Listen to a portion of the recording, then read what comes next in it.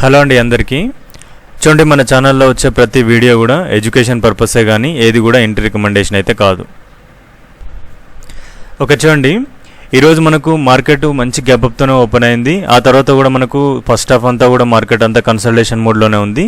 లాస్ట్లో మనకు మంచి మూమెంటం అయితే అప్ సైడ్కి వచ్చింది. బట్ అది ఎట్లా ఉంది ఏం కథ అనేది ఒకసారి చూసుకుంటున్నట్టయితే మనకు మార్నింగే మనకు 2 సైడ్ రిజెక్షన్ క్యాండిల్ వచ్చింది కదా. ఈ క్యాండిల్ వస్తే మనం ఈ క్యాండిల్ హై పైన మనం సెల్లింగ్ ఎంట్రీస్ అయితే ప్లాన్ చేస్తూ ఉంటాం.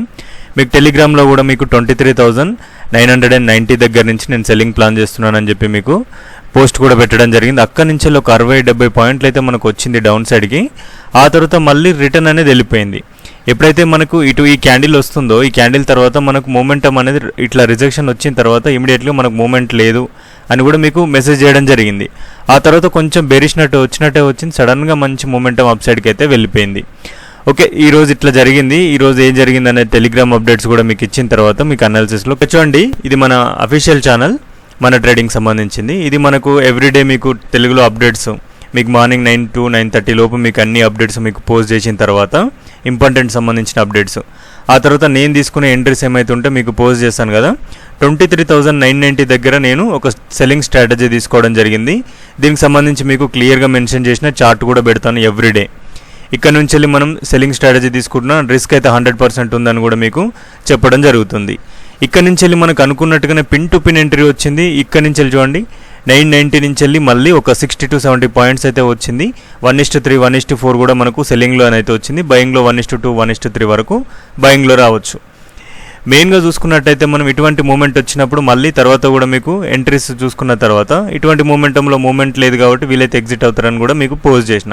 ఆ తర్వాత సడన్గా అప్ సైడ్కి వచ్చింది. ఓకే, మనం అప్పటికి మనం కొంతవరకు టార్గెట్ అనుకుంటాం కదా, దాని తర్వాత ట్రైలింగ్ అనేది చేస్తూ ఉండాలి. దానివల్ల మనకు కొంచెం బెనిఫిట్స్ ఉంటాయి. దానికి సంబంధించి కూడా మీకు అన్ని వీడియోస్ అయితే మన ఛానల్లో ఉన్నాయి, ఒకసారి వెళ్ళి చూడండి. ఈరోజు అప్డేట్స్ అయితే ఇవే అండి. ఇక మనం ఒకసారి న్యూస్ ఓకే చూడండి, ఈరోజు మనకు మెయిన్గా న్యూస్ చూసుకున్నట్టయితే క్రూడ్ ఆయిల్ ప్రైజెస్ ఆల్మోస్ట్ అది మనకి బాగా డ్రాప్ అవుట్ అవ్వడం, ఆల్మోస్ట్ 5% దాకా మనకు డ్రాప్ అవ్వడం. అలాగే క్రూడ్ ఆయిల్ ప్రైజెస్ కూడా 8,000 బిలో వచ్చింది క్రూడ్ ఆయిల్ కూడా. దానివల్ల మనకు మార్కెట్లో కొంతవరకు మూమెంటం అనేది పాజిటివ్ మూమెంటం స్టార్ట్ అయింది. అలాగే మనకు ఈ వెస్ట్ ఏషియాలో వార్స్ నడుస్తున్నాయి కదా, అవి కూడా కొంతవరకు హోప్ అయితే నడుస్తుంది, కొంతవరకు మనకు చర్చలు జరిగే అవకాశం ఉన్నాయి, కొంత పాజిటివ్నెస్ ఉంది అన్నట్టుగా. అలాగే మనకు యూఎస్ అండ్ మనకి ఇండియాకు సంబంధించిన ట్రేడ్ అగ్రిమెంట్ కూడా కొంత ప్రాసెస్ అయింది, దానికి సంబంధించిన అప్డేట్ కూడా ఉంది. అలాగే మనకు బ్యాంకింగ్ సెక్టర్లో షార్ట్ కవరింగ్ ర్యాలీ కూడా వచ్చింది. ఇవన్నీ కూడా మనకు మెయిన్. అలాగే రూపీ వాల్యూ రోజుకు పడిపోతూనే ఉంది కదా, దీనికి సంబంధించి కూడా ఆర్బీఐ స్టేట్మెంట్స్ కొన్ని అయితే ఉన్నాయి. దాని ప్రకారంగా చూసుకున్నా కూడా డే బై డే ఇంకా లోన్ అయితే క్రియేట్ చేస్తుంది. ఇది ఒకటి మన మార్కెట్కి నెగిటివ్, మిగతా అన్ని కూడా మన మార్కెట్ కొంతవరకు పాజిటివ్గానైతే ఉంది. ఇవన్నీ పక్కన పెడితే మనకు రేపటి సిచ్యువేషన్స్ ఏంది, రేపు ఎక్స్పైరీ ఉంది, ఇవన్నీ కూడా ఒకసారి మనం అనాలిసిస్లో మాట్లాడుకుందాం. చూడండి, మనం అనాలిసిస్కి వస్తే నిఫ్టీ రేపు ఎక్స్పైరీ ఉంటుంది కదా. చూడండి, మెయిన్ పాయింట్ ఏంటంటే మనకి ఆల్రెడీ మార్కెట్ అంతా కూడా ఇక్కడంతా కన్సల్టేట్ చేసింది. సడన్గా మన గ్యాప్ అప్ అయి మార్కెట్ అయితే సస్టైనబుల్ అయింది.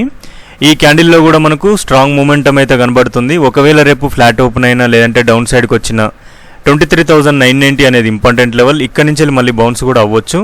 లేదు మనకు డైరెక్ట్ గ్యాప్ అప్ అయింది అనుకోండి, మనకు 24,050 అబోవ్ మనకు మార్కెట్ ఓపెన్ అయింది అంటే మళ్ళీ రీట్రేస్మెంట్లో దొరికితే మనం ఎంట్రీ ప్లానింగ్ అనేది అప్ సైడ్కి ప్లాన్ చేసుకోవచ్చు. లేదు దీనికంటే కూడా ఎబోవ్ మార్కెట్ ఓపెన్ అయింది అనుకోండి, 24,121 ఎబోవ్ మార్కెట్ ఓపెన్ అవుతే దీని తర్వాత కూడా మనం అప్ సైడ్కి ఎంట్రీ ప్లానింగ్ అనేది చేసుకోవచ్చు. ఇవేం జరగలేదు, మళ్ళీ మార్కెట్ కన్సల్టేషన్ మోడ్లో ఉంది, మళ్ళీ 23,990 కిందికి మార్కెట్ వచ్చింది అంటే డైరెక్ట్గా నమ్మడానికి లేదు. మళ్ళీ ఈ అంతా కూడా మనకి ఇది కన్సల్టేషన్ మోడ్ ఏదైతే ఉంది ఇదంతా కూడా మళ్ళీ డిమాండ్ జోన్గా పనిచేసే ఛాన్సెస్ ఉంది. కాబట్టి ఒకసారి ఇది బ్రేక్అవుట్ అయితే మళ్ళీ రీట్రేస్మెంట్ మీద మనం ఎంట్రీ ప్లాన్ చేసుకుంటే ఇక్కడ నుంచి మనం డౌన్ సైడ్కి ప్లాన్ చేసుకోవచ్చు. ఒకవేళ మనకు మార్కెట్ ఫ్లాట్గా ఓపెన్ అయ్యి చిన్న డౌన్ సైడ్ వచ్చింది అనుకోండి, రీట్రేస్మెంట్లో దొరికితే ఇక్కడ మనకు సెల్లింగ్ ఎంట్రీ ప్లాన్ చేసుకోవడానికి అవకాశం ఉంది. లేదు ఇది బ్రేక్అవుట్ అయితే మళ్ళీ రీట్రేస్లో అప్ సైడ్కి ఎంట్రీ ప్లాన్ చేసుకోవచ్చు. బట్ ఎంట్రీకి దగ్గర మనం రిస్క్ అయితే చేయాల్సి ఉంటుంది. దాని ప్రకారంగా స్టాప్ లాస్లు అవి మెయింటైన్ చేస్తూ ప్లాన్ ప్రకారంగా మనం ప్లాన్ చేసుకుంటే బెటర్. పెద్ద గ్యాప్ అప్ కానీ పెద్ద గ్యాప్ డౌన్ కానీ అయితే మీకు టెలిగ్రామ్లో పోస్ట్ చేస్తాను. ఎలాగో మనం ఫస్ట్ 1 అవర్లో ఒక పోస్ట్ అయితే ఉంటుంది కదా ఎంట్రీకి సంబంధించినవి, అవి నేను ఏమైనా ప్లాన్ చేస్తే మీకు ఖచ్చితంగా మీకు పోస్ట్ చేయడం జరుగుతుంది. ఎక్స్పైరీలో మనకి ఇప్పుడున్న కండిషన్స్ ప్రకారంగా మనకున్న సిచ్యువేషన్ చూసుకుంటే పెద్ద గ్యాప్ అప్ కానీ పెద్ద గ్యాప్ డౌన్ కానీ అయితే మార్కెట్లో పెద్ద మూమెంటం ఉండకపోవచ్చు, వీలైతే సెకండ్ హాఫ్లో ఉంటుంది. ఫస్ట్ హాఫ్లో మనం పెద్ద గ్యాప్ అప్ అయిందని చెప్పేసి సెల్లింగ్ అవుతుందనో లేదంటే మనకు పెద్ద గ్యాప్ డౌన్ అయిపోయిందని భయంగా అవుతుంది నమ్మడానికి లేదు. ఒకవేళ ట్రై చేయాలనుకుంటే చిన్న స్టాప్ లాస్లో అట్లా పెట్టుకొని అది వస్తే వచ్చినట్టు లేదా లేదు వదిలేయడమే. సెకండ్ హాఫ్లో ట్రై చేయడం బెటర్. ఇప్పటి నుంచి మీకు సెకండ్ హాఫ్ సంబంధించి కూడా మీకు 130 నుంచి వెళ్ళి 230 లోపు మీకు ఏమైనా ఎంట్రీస్ ఉంటే కూడా మీకు ఇప్పటి నుంచి వెళ్ళి టెలిగ్రామ్లోనే పోస్ట్ అయితే చేయడం జరుగుతుంది. ఇది నిఫ్టీ అండి. బ్యాంక్ నిఫ్టీ చూడండి. బ్యాంక్ నిఫ్టీలో కూడా సేమ్ మనం ఇంతకుముందు కూడా మాట్లాడుకున్నాం చాలా సందర్భాలలో 54,467 లెవెల్ చాలా ఇంపార్టెంట్ లెవెల్ అని. డైరెక్ట్ ఓపెనింగ్లోనే ఇది బ్రేక్ చేసింది. అట్లీస్ట్ రీట్రేస్ వస్తుంది అనుకున్నాను, అది కూడా రాలేదు. తర్వాత మనకు మిగతా మార్కెట్తో పోల్చుకుంటే బ్యాంకింగ్ సెక్టర్ మంచి మూమెంట్ ఉండడం వల్ల ఈరోజు చాలా అగ్రెషన్ వెళ్ళింది. ఈ ఫస్ట్ క్యాండిల్ బులిష్ వచ్చిన తర్వాత కూడా సెకండ్ క్యాండిల్ సేమ్ వచ్చింది, అంటే ఈక్వల్గా రాలేదు, బులిష్ క్యాండిల్గానే ఫామ్ చేసింది. ఆ తర్వాత కాసేపు మనకు 3 క్యాండిల్స్ సస్టైన్ అయినా కూడా మళ్ళీ ఏదైతే ఈ 2 క్యాండిల్స్ ఏదైతే ఉన్నాయో అలాగే ఇంకో 2 క్యాండిల్ ఫార్మేషన్ చేసింది.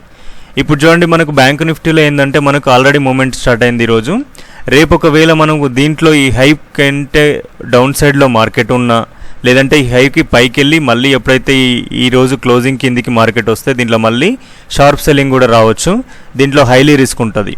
ఎందుకంటే చూడండి మనకు ఇటువంటి మూమెంట్ వచ్చిన రోజు ఈ క్లోజింగ్ కిందికి మార్కెట్ రావద్దు. వచ్చింది అంటే వచ్చి క్లోజ్ అవ్వద్దు. ఒక 1 అవర్ క్యాండిల్ క్లోజ్ అయింది అంటే మళ్ళీ ఇక్కడ నుంచి అగ్రెషన్ సెల్లింగ్ రావచ్చు, ఇక్కడ నుంచి రీట్రేస్మెంట్ అవుతుంది అనుకోవడానికి కూడా లేదు. ఇటువంటి మూమెంట్ వచ్చినప్పుడు కొంచెం రివర్స్గానే పనిచేస్తూ ఉంటుంది. ఒకసారి మీరు దీన్ని గమనించండి. రేపు ఒకవేళ దీంట్లో మనకు డైరెక్ట్గా గ్యాప్ అప్ అవుతే మళ్ళీ మనకు 55,445 ఉంది, 55,690 లెవెల్ ఉంది. ఈ 2 బ్రేక్ అవుతే మళ్ళీ 840 వరకు వెళ్ళే ఛాన్సెస్ అయితే ఉన్నాయి. చిన్న చిన్న లెవెల్స్ ఉన్నాయి దీంట్లో. ఈ బ్యాంకింగ్ సెక్టర్ ఎటువైపు మూమెంటం ఉందో చూసుకొని దాని ప్రకారంగా ప్లాన్ చేసుకోవాలి, లేదంటే లేదు. మెయిన్గా మనకు పాయింట్ ఏంటంటే మనకు గ్యాప్ అప్ అవుతుందా ఫ్లాట్ ఓపెన్ అవుతుందా అనేది చాలా ఇంపార్టెంట్. గ్యాప్ అప్ అవుతే మార్కెట్ రీట్రేస్మెంట్ అనేది కన్ఫర్మ్గా చేసుకునే ఛాన్సెస్ అయితే ఉంటాయి. మనము ఇందులో బులిష్ ట్రెండ్ నడుస్తుంది కదా, ఇటువంటి టైంలో ఎంట్రీ ఎట్లా ప్లాన్ చేసుకోవాలని చాలామంది మెసేజ్లు అయితే పెడుతున్నారు. ఏదైనా ఒక కన్సల్టేషన్ రానివ్వండి. ఇది బ్రేక్అవుట్ అయిన తర్వాత ఇది రీట్రేస్మెంట్ కూడా రావాలి కదా, ఇట్లా రీట్రేస్మెంట్కి వస్తే మనకు పర్ఫెక్ట్ ఎంట్రీ అవుతుంది. ఇట్లా రాకుండా వెళ్ళిపోతే అది పర్ఫెక్ట్ ఎంట్రీ అవ్వదు. ఈరోజు మనకి ఎంట్రీ రాలేదు అనుకొని టెన్షన్ పడి ఏదోదో చేయొద్దు. పోతే పోనివ్వండి, మనం పక్కాగా ప్లాన్ చేసుకున్న కాడికి వస్తేనే ఎంట్రీ తీసుకోవాలి, లేకపోతే లేదు. అట్లా కాకుండా మనం ఇష్టం ఉన్న ప్రైస్లో కొనాలనుకున్నప్పుడు మనం రిస్క్ను కూడా అఫోర్డ్ చేయాల్సి వస్తుంది. అట్లా చేసే వాళ్ళు ఉంటే చేయొచ్చు. ఓకేనా. ఇది బ్యాంక్.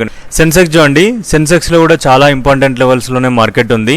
ఆల్మోస్ట్ చాలా సందర్భాలలో మనకు ఇక్కడి నుంచి వెళ్ళి స్ట్రాంగ్ సపోర్ట్ తీసుకోవడం కానీ, బ్రేక్అవుట్ చేయడం కానీ, అగ్రెషన్ ఫాల్ కానీ రావడం జరిగింది. ఇదే లెవెల్లో మనకి ఈరోజు కూడా కొంతవరకు రిజెక్షన్ వచ్చినా కూడా ఆ తర్వాత దీన్ని అయితే ఈజీగా బ్రేక్అవుట్ చేసింది సెకండ్ హాఫ్లో. కాబట్టి ఇక్కడ నుంచి సస్టైన్ అయ్యి రివర్స్ అయినా కూడా మనము ఇక్కడ నుంచి అప్ సైడ్కి 76,340కి వస్తే మనం అప్ సైడ్ ప్లాన్ చేసుకోవచ్చు. ఇక్కడ నుంచి వెళ్ళి కొంతవరకు ఛాన్స్ అప్ సైడ్కి ఉంది. 76,775 వరకు ఈజీగా వెళ్ళే ఛాన్సెస్ అయితే ఉన్నాయి. ఒకవేళ ఇది అప్ సైడ్ వెళ్ళొద్దు అని డిసైడ్ అయితే మాత్రం మళ్ళీ 76,340 కింద ఒక క్యాండిల్ క్లోజ్ అయినా, ఒక 2-3 క్యాండిల్ సస్టైన్ అయినా, రీట్రేస్మెంట్ దొరికితే ఇక్కడ సెల్లింగ్ ప్లాన్ చేసుకుంటాం. లేదు ఇది బ్రేక్అవుట్ అయితే మళ్ళీ అప్ సైడ్కి వెళ్తుంది. ఇది బ్రేక్అవుట్ అవ్వకుండా మళ్ళీ ఫాలో స్టార్ట్ అయింది అంటే మళ్ళీ అగ్రెషన్ ఫాల్ ఉంటుంది. మళ్ళీ 75,700 వరకు కూడా రీచ్ అయ్యే ఛాన్సెస్ అయితే ఉంటాయి మెయిన్గానైతే. ఇది మనకు మెయిన్గా సెన్సెక్స్ మరీ పెద్ద గ్యాప్ అప్ అయ్యి 76,775 దగ్గర ఓపెన్ అవుతే ఇది బ్రేక్అవుట్ దగ్గర మనం వెయిట్ చేద్దాం. దీనిపైన ఏమన్నా ఇంకా పైన ఓపెన్ అయితే మీకు టెలిగ్రామ్లో పోస్ట్ చేయడం జరుగుతుంది. పెద్ద గ్యాప్ డౌన్స్ ఓపెన్ అయినా, పెద్ద గ్యాప్ అప్ ఓపెన్ అయినా కూడా మీకు ఇమీడియట్గా మీకు టెలిగ్రామ్లో ఏంది మూమెంటం అనేది మీకు పోస్ట్ చేయడం జరుగుతుంది. ఓకేనా. ఇది సెన్సెక్స్. ఓకే. క్రూడ్ ఆయిల్ చూడండి. ప్రస్తుతానికి క్రూడ్ ఆయిల్ ఉన్న కండిషన్స్కి ఏంటంటే ప్రస్తుతానికైతే కొంతవరకు మనకు వార్స్ అయితే కొంచెం అప్డేట్స్ అయితే కొంచెం చర్చలు నడిచే ఛాన్సెస్ ఉన్నాయి అంటున్నారు కాబట్టి మార్కెట్ అయితే ఫాలో అవుతుంది. మెయిన్ పాయింట్ ఏంటంటే మనం ఒకసారి చూడండి, ఒక లాంగ్ రిజెక్షన్ వచ్చింది చూడండి. ఇక్కడ ఒక క్యాండిల్, దీంట్లో మార్కెట్ ఎంత వాలటైల్గా ఉందో అనేది మీరు ఒకసారి గమనించండి. లాంగ్ విక్కున్న ఈ ఏదైతే క్యాండిల్ ఉందో ఈ క్యాండిల్లో మార్కెట్ ఎట్లా ఉంది అనేది ఒకసారి చూడండి. దీని కిందికి ఎన్ని క్యాండిల్స్ వచ్చి క్లోజ్ అయినాయి? ఒక క్యాండిల్, ఇక్కడ ఒక 2వ క్యాండిల్, ఇక్కడ ఒక 3వ క్యాండిల్. ఈరోజు ఒకవేళ క్లోజ్ అవుతే ఇది 4వ క్యాండిల్ అవుతుంది. బట్ క్లోజ్ అయిన వెంటనే ఏం జరిగింది మీరు ఒక్కసారి గమనించండి. క్లోజ్ అయిన వెంటనే ఇక్కడ ఈ క్యాండిల్ క్లోజ్ అయిందా, ఇమీడియట్గా పైకి వెళ్ళిపోయింది మార్కెట్. ఆ తర్వాత మళ్ళీ ఈ క్యాండిల్ క్లోజ్ అయిందా, మళ్ళీ కొంచెం మూమెంటం ఇచ్చి మళ్ళీ క్లోజ్ ఇచ్చింది ఇంకో క్యాండిల్. ఆ తర్వాత మళ్ళీ దీని పైకి వెళ్ళిన తర్వాత ఎట్లా మూమెంటం స్టార్ట్ అయిందో చూడండి. మార్కెట్ అంతా కూడా డిమాండ్ జోన్లోనే ఉంది ప్రస్తుతానికి ఉన్న కండిషన్స్లో. ఒకవేళ మనకు ఈ లో ఎప్పుడైతే బ్రేక్అవుట్ అవుతుందో మనకు నెక్స్ట్ ఇంకా మనకు స్ట్రాంగ్ సపోర్ట్ ఇక్కడ ఉంది. ఎప్పుడైనా కూడా ఒక స్ట్రాంగ్ సపోర్ట్ బ్రేక్ అవుతే నెక్స్ట్ స్ట్రాంగ్ సపోర్ట్ దగ్గర దాకా మార్కెట్ వెళ్ళడానికి ట్రై చేస్తుంది.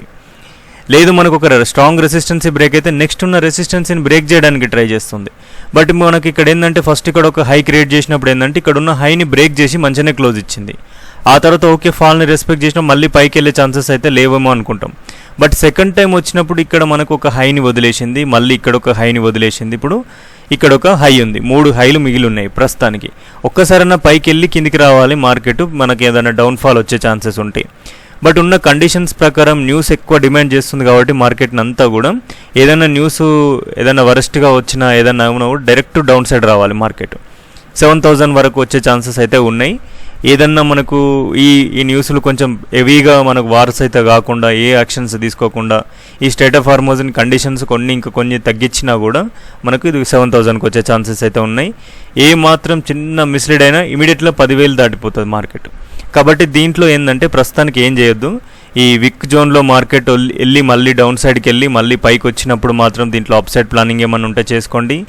దీని కింద రన్ అవుతుంది అంటే డేంజర్ జోన్లో ఉన్నట్టే, ఎందుకంటే స్ట్రాంగ్ బేరిష్ కనబడ్డట్టే కనబడుతుంది, మళ్ళీ ఇమీడియట్గా రిటర్న్ వెళ్ళిపోతుంది. కాబట్టి మీరు దీని గురించి కూడా ఒకసారి ఆలోచించుకోండి. దీంట్లో ఎంట్రీస్ గురించి చెప్పట్లేదు, ఓన్లీ మార్కెట్ అప్డేట్స్లో మనకు క్రూడ్ ఆయిల్ ఎంతవరకు ఉపయోగపడుతుందని మాత్రమే చెప్పడం జరుగుతుంది. ఈ వీడియోలో మాత్రం ఇంతే అండి. నచ్చితే లైక్ చేయండి, కొత్త వాళ్ళైతే సబ్స్క్రైబ్ చేయండి. థ్యాంక్ యూ అండి, థ్యాంక్ యూ సో మచ్.